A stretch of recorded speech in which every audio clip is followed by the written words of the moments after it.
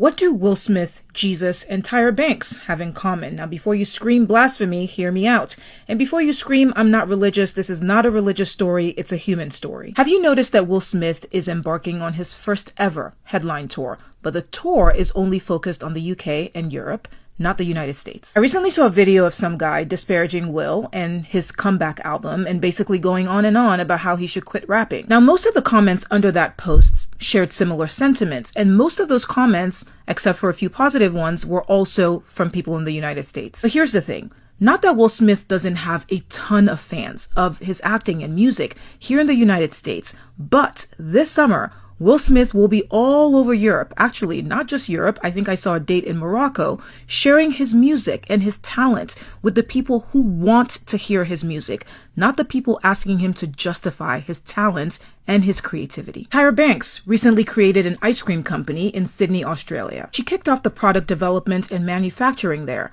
Then she said that she fell in love with the country. She said that she felt welcomed, that it felt like home to her. So she moved her entire family to Sydney, decided to launch the flagship store for the ice cream company in Sydney. She's even hinted at a return to television in Australia. Now, she could have done any of that in the States, but she went where her business and hence where she was appreciated. I remember in my 20s, someone asked me, so do you only date Nigerian men because I was born in Nigeria, or just American men, or a specific kind of guy?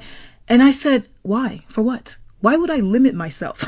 Why would I want to block or limit my blessings to a particular country or continent? I go where I'm seen, where I'm loved, where I'm heard, where I'm appreciated.